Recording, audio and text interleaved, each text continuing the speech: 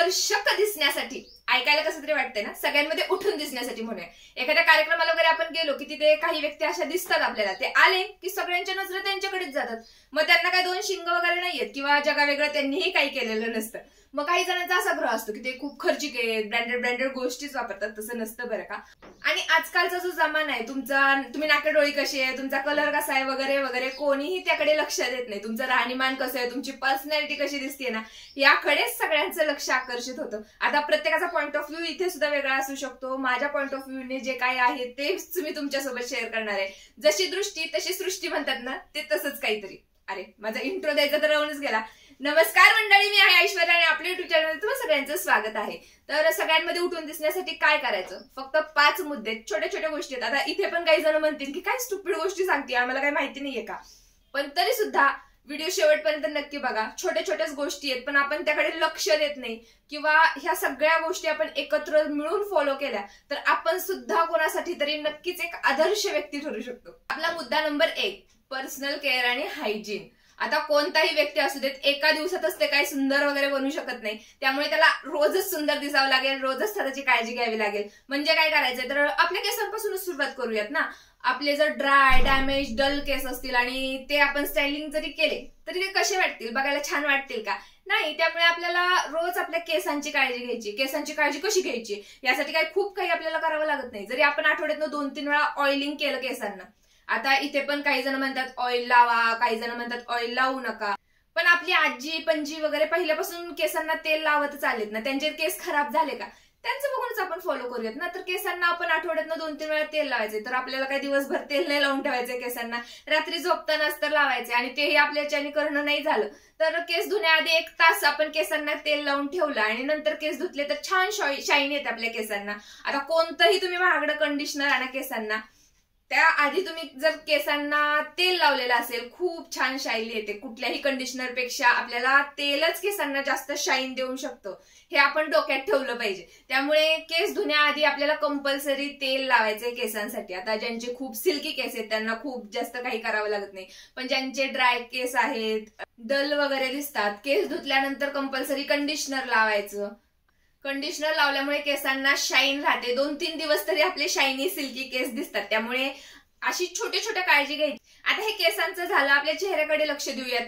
चेहऱ्यावरती डाग वगैरे असतील, पिगमेंटेशन असेल, वांग वगैरे उठलेला असेल तर तो चेहरा बघायला कसा वाटेल. तर हे सगळं आपल्या चेहऱ्यावरती आल्यानंतर ते कसं घालवायचं ह्यासाठी ट्रीटमेंट घेत बसायचं, त्याच्या मागे पळत राहायचं, व्हिडिओ बघत राहायचं. हे सगळं करण्यापेक्षा आधीच आपण जर आपल्या चेहऱ्याची काळजी घेतली तर आपला चेहरा खराबच नाही होणार आहे ना. आणि आपल्या चेहऱ्यावरती ही पिगमेंटेशन वगैरे नसेल, एक छानसा ग्लो असेल तर तो व्यक्ती सगळ्यांमध्ये उठून दिसणारच आहे. तर ह्याच गोष्टी आहेत. त्यासोबत आपण हाताला नियमित बॉडी लोशन वगैरे लावलं तर हाताची स्किन सुद्धा ड्राय होत नाही किंवा खूप काळवंडत नाही. त्यामुळे अशी आपण स्वतःची काळजी घेऊ शकतो आणि एखाद्या दिवशी काही रोजच आपण त्यामुळे सुंदर दिसेल. त्यानंतर आपला दुसरा मुद्दा, नीटनेटकेपणा.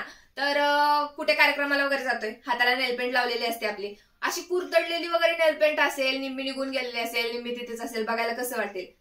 तर आपण जाताना व्यवस्थित नेलपेंट लावा. आपल्याला लावायची नसेल तर जी आहे बोटांवरती ती तरी काढून टाका. एक तर छान लावा किंवा लावू नका, त्यातून तुमचा नीटनेटकेपणा दिसून येतो. त्याचबरोबर आपले कपडे, साडी असेल, ड्रेस असेल, जे काही आपण घालणार आहे, व्यवस्थित त्याला इस्त्री वगैरे करून ठेवायचे. कितीही तुमचे महागडे ब्रँडेड कपडे असतील आणि ते चुरगळलेले असतील तर ते बघायला चांगले वाटत नाही. त्यामुळे ते व्यवस्थित इस्त्री वगैरे करूनच आपण घालायचे. 500 रुपयाचा ड्रेस असू दे, तुमची 500 रुपयाची साडी असेल, तीच जर तुम्ही व्यवस्थित त्याला टकाटक मध्ये इस्त्री वगैरे करून घातली तर तेच खूप भारी दिसते. तसंच नियमित आपल्या हाताचं पायाचं वॅक्सिंग करा. आता हा मुद्दा पर्सनल केअर आणि हायजीन मध्ये सुद्धा येऊ शकतो. मुद्दा कुठेही असू देत, आपल्यासाठी हा मुद्दा महत्वाचा आहे. तर वॅक्सिंग वगैरे केल्याने हात छान दिसतील, पाय छान दिसतील आणि आपला नीटनेटकेपणा सुद्धा इथे दिसून येईल. मुद्दा नंबर 3. आता हा मुद्दा आपल्यासाठी खूप महत्वाचा पण आहे आणि सगळ्यांच्या आवडीचा पण आहे, स्टायलिंग. तर कोणतेही कपडे किंवा साडी वगैरे आपण घातली तर ते फक्त घालणं आणि स्टायलिंग करणं यात फरक आहे. तर आपण साडीचंच उदाहरण घेऊया. तर ही साडी मी घातली तर ह्या साडीवर कोणती ज्वेलरी छान दिसेल, कोणती बॅग छान दिसेल, कोणते बँगल्स छान दिसतील, सगळं जर आपण विचार करून घातलं तर त्याला म्हणतात स्टायलिंग. आता आपण कुठे चाललोय त्यानुसार आपण आपले कपडे निवडले पाहिजेत, किंवा कोणता कार्यक्रम आहे, सकाळचा आहे का संध्याकाळचा आहे, त्यानुसार आपण आपले कपडे ठरवायचे, त्यानुसार आपली ज्वेलरी ठरवायची आणि मेकअप सुद्धा आपल्याला त्यानुसारच ठरवायचा आहे. आता आपण शॉपिंगसाठी निघालोय, मी मस्त अशी ही साडी घातली, मस्त ज्वेलरी वगैरे घातली आणि गेले दुकानात, कसं वाटेल ते? सगळे बघतील ना आपल्याकडे, आणि ते कोणत्या दृष्टीने बघतील? तू स्टायलिश आहे म्हणून बघतील का वेगळंच काहीतरी बघतील?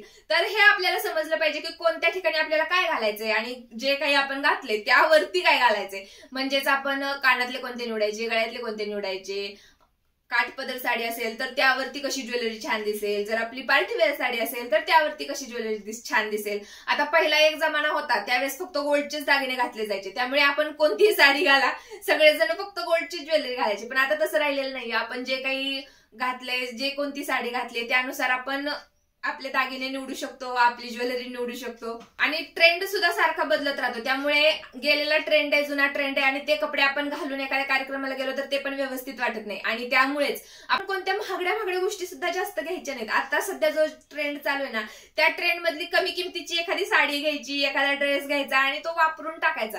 जोपर्यंत ट्रेंड आहे तोपर्यंत आपण घातलं तर स्टायलिश वाटतो, ट्रेंड निघून गेला आणि मग घातलं तर ते काहीतरीच वाटतं. त्यामुळे स्वस्तात मस्त अशा गोष्टी घ्यायच्या आणि मस्त स्टायलिंग त्याला करायचं आणि छान दिसायचं. आता आपला मुद्दा नंबर 4, पोस्चर आणि बॉडी लँग्वेज. तर आपण बसतोय कसे, उठतोय कसे, चालतोय कसे, याकडे सुद्धा आपण लक्ष द्यायचंय. आता आपण असं मेंगळ्यासारखं बसलेलं असलं तर बघणाऱ्याला कसं वाटेल? तर व्यवस्थित असं ताट बसायचे, चालताना सुद्धा ताट चालायचं. आता मी ताट चालायचे म्हणते म्हणून असं नाही चालायचं. व्यवस्थित आपली बॉडी असली पाहिजे, बघणाऱ्याला पण छान वाटलं पाहिजे. एखाद्या कार्यक्रमाला वगैरे आपण गेलोय तर उगाच खूप उदासी वगैरे आपल्या चेहऱ्यावरती पसरू नका किंवा खूप ऍटिट्यूड सुद्धा दाखवू नका, कारण जी व्यक्ती सगळ्यांशी बोलते, हसते, तीच व्यक्ती सगळ्यांना आवडते आणि तीच सगळ्यांना छान वाटते. आता जेवताना सुद्धा आपण काळजी घ्यायची बरं का. उगाच आपण घरी जेवतो तसंच तिथं नाही जेवत बसायचे. छोटे छोटे घास घ्यायचे, तोंडातल्या तोंडात चावून खायचे, उगाच मचमच नाही करत बसायचं. आता मुद्दा नंबर 5, शेवटचा मुद्दा आहे आणि सगळ्यात महत्वाचा आहे. बाकीच्या तुम्ही कोणत्याही गोष्टी कशाही केल्या ना तरी ही गोष्ट तुमच्याकडे असली तर झालं तुमचं काम. आणि ती कोणती आहे? कॉन्फिडन्स. आपण जे काही केले, जे काही घातले ते छानच आहे असा कॉन्फिडन्स आपल्याकडे असला पाहिजे. आता आपण कुठे कार्यक्रमाला वगैरे गेलो तर असं होतं बहुतेक वेळा की मी खरंच चांगलं केलंय का, मी जे घातले ते ओव्हर नाही वाटत आहे ना, माझा मेकअप नक्की चांगला आहे का, किंवा एखादी व्यक्ती आपल्याला छान वाटली की तिच्याकडे बघून तर पूर्ण कॉन्फिडन्सच लो होऊन जातो की ती किती छान आहे बाबा, मी कशी दिसतीये, मी चांगली दिसतीये का. तर असे विचार अजिबात करत राहायचं नाहीये, कारण की हेच विचार आपल्या डोक्यात घोळत राहतात आणि मग तेच विचार आपण सारखे करत बसतो, आपल्या डोक्यात दुसरं काहीच येत नाही. त्यामुळे आपण जे काही घातलंय, जे काही केलंय ते बरोबर आहे हा कॉन्फिडन्स आपल्याकडे असला पाहिजे. आणि हा कॉन्फिडंट आपल्याकडे असला तरच आपण एकदम छान, सुंदर आणि सगळ्यांमध्ये उठून दिसू शकतो. आपलं घरी जे काही असेल आवरून बिवरून झालं, मेकअप बिकअप झाला ना, आरशा पुढे जाऊन उभं राहायचे आणि म्हणायचे अरे मी किती सुंदर दिसते. झालं तर मग आणखीन काय पाहिजे? आपण स्वतःला जर सुंदर वाटलो तर दुसऱ्याला सुंदर वाटू नाही वाटू काय फरक पडणार आहे? त्यामुळे स्वतःला सुंदर समजायला सुरुवात करायची. जर आपण आपल्या स्वतःला सुंदर समजत असेल तर तो एक कॉन्फिडन्स तुमच्यामध्ये येतो आणि बघणाऱ्यालाही ते दिसून येतं. त्यामुळे साहजिकच आहे तुम्ही सगळ्यांमध्ये उठून दिसता. हेच आपले 5 मुद्दे होते. कसे वाटले कमेंट करून नक्की सांगा. व्हिडिओ आवडली असेल तर व्हिडिओला लाईक नक्की करा. आपण आपल्या चॅनलवर makeup, lifestyle, shopping, DIY remedies अशा वेगवेगळ्या टॉपिक्सवर व्हिडिओ घेऊन येत असतात. त्यामुळे जर आपल्या चॅनलवर नवीन असाल चॅनलला नक्की सबस्क्राईब करा. चला तर मग पुन्हा भेटूया एक नवीन अशा छानशा टॉपिक मध्ये. तोपर्यंत tata, bye bye, love you.